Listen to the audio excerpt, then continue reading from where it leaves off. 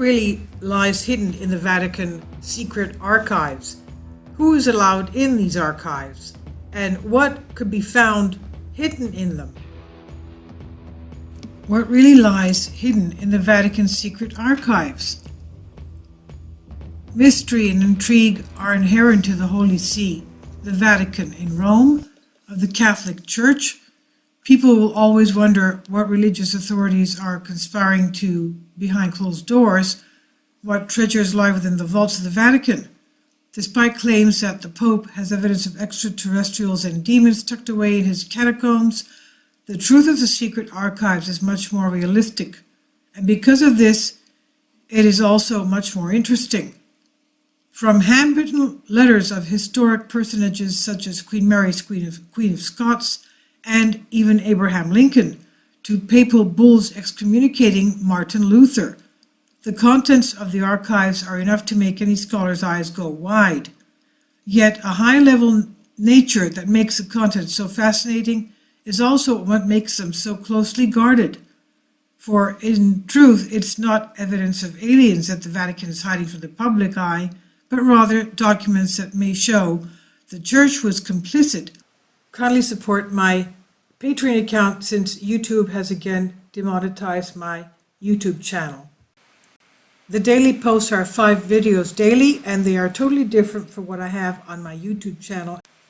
Thank you so much for your support and that you find all my content so interesting. You'll find the Patreon account details in the description box below. Archivum Secretum. The truth behind the secret archive stems from a mistranslation of Latin. The actual name of the Vatican archives is Archivum Secretum Apostolicum Vaticanum. Secretum in Latin does not mean secret, as some may suppose. It's more accurately translated to mean personal or private. The archives are in fact made up of private letters and historic records of past popes over the past 4 centuries. The archives were published by Pope Paul V.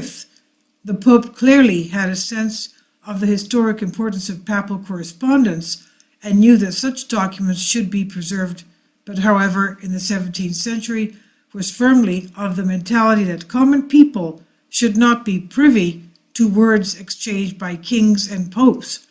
So the archives were kept under lock and key. Accessing the private archives. It was not until 1881 that Pope Leo XIII allowed researchers to view some of the archive's contents. But it was no simple matter for one to view the documents, and the procedure has not changed much over the last 200 years.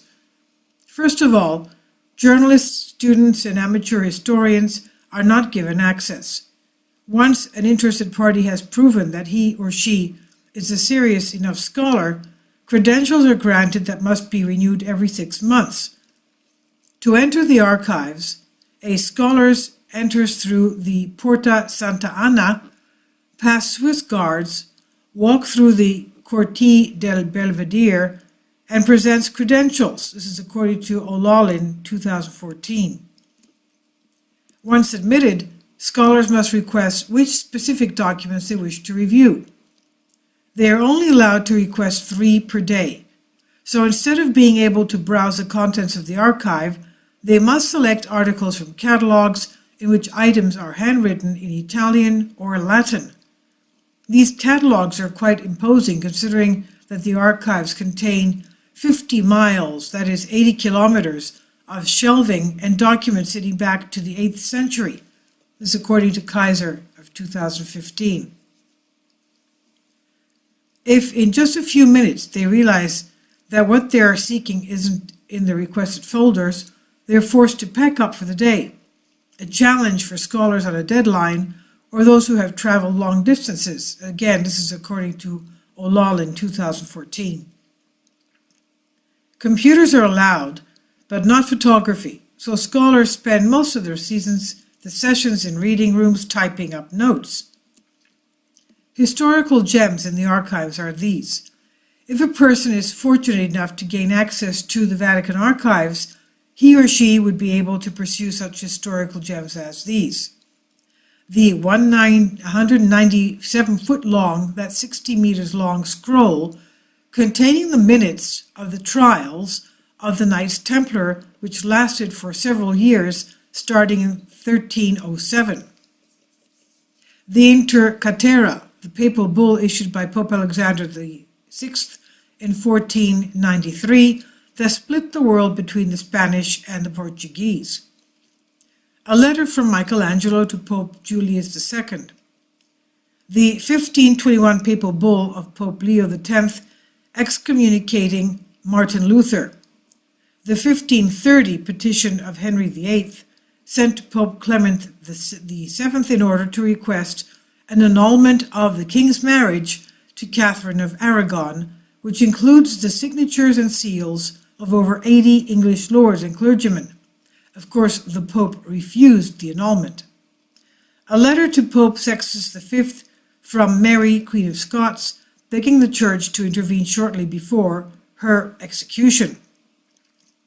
Notes relating to the 1633 trial against Galileo. A letter from Pope Clement XII to the 7th Dalai Lama requesting protection for Franciscan missionaries in Tibet. Letters from both Abraham Lincoln and Jefferson Davis, both written in 1863, neither man Catholic, in efforts to have Pope Pius IX come down in favor of the Union or the Confederacy. Pope Pius XII in league with the Nazis. David Kurtzer, a historian from Brown University, was able to examine documents from the reign of Pope Pius XI, that was from 1922 to 1939. He concluded that the Pope, quote, made deals with Mussolini to protect the Church's interest in exchange for silence on state-sponsored anti-Semitism, a conclusion at odds with the Church's account, end quote. This is according to Olal in 2014. Groups are pressuring Pope Francis to make fully available the contents relating to Pope Pius XII, that's from 1939 to 1958, in order that the world may finally know for certain the man's involvement with the Nazis. Some say that he supported Hitler either in a manner similar to the Church's support of Mussolini, or perhaps even more substantially. Others say that the Pope worked against the Nazis and helped to hide Jews and other targets of Nazi aggression. People talk, scholars talk. Are there things that aren't being made available because they're seen as unflattering from a church point of view? Said Kurtzer. Still, Kurtzer admits that the secret archives are staffed by professionals and that there's an appreciation of serious historical scholarship. This again according to Olal in 2014. In 2012, in celebration of the 400th anniversary of the archives, 100 documents were made available for the public to see in an exhibit called Lux in Arcana. The Vatican opens its secret archives to dispel Dan Brown myths. After centuries of being kept under lock and key, the Vatican started opening its secret archives to outsiders in a bid to dispel the myths and mystique created by works of fiction such as Dan Brown's Angels and Demons. The archives, until now jealously guarded from prying eyes, provided one of the key settings in Brown's thriller, in which a Harvard symbologist, Robert Langdon, played in the 2009 film by Tom Hanks, raises against time to stop a secret religious order, the Illuminati, from destroying Vatican City. And in the movie, the secret archives are portrayed as a high-tech cross between the Pentagon and the lair of a James Bond baddie, complete with bulletproof glass and Swiss steel elevators. But in reality, the archives rely on disarmingly old-fashioned technology with a creaking metal lift connecting different floors and millions of documents cataloged in 1,300 parchment-bound inventories dating back centuries. They have been open to carefully vetted academic researchers for more than 100 years, but in the past few months the Vatican has granted tours to select groups of journalists and members of the public, allowing a glimpse into one of its innermost sanctums. The Daily Telegraph was invited on the most recent tour, along with about 25 enthusiasts from around the world who earned their places by buying a recently published lavish illustrating book on the archives. They're housed in fortress-like wings of the Vatican behind St. Peter's Basilica, with the avenue leading to the building watched over by a phalanx of Swiss guards in ceremonial uniform and officers from the city-state's own police force, the Gendarmerie. The 2-hour visit revealed more than 52 miles of shelving in an underground concrete walled bunker, as well as exquisite 16th century wooden cabinets packed with priceless parchment letters sent by princes, potentates, heretics, and heathens to the Holy See. They include correspondence between the Vatican and some of the most prominent figures in history, including Erasmus, Charlemagne, Michelangelo, Queen Elizabeth I, Mozart, Voltaire, and even Adolf Hitler. Most of the elaborate is a letter sent by English peers and bishops to Rome in 1530, demanding to know why Pope Clement VII was taking so long to annul the marriage of Henry VIII and Catherine of Aragon. It bears 83 signatures, which below which dangle 81 official seals on red cords.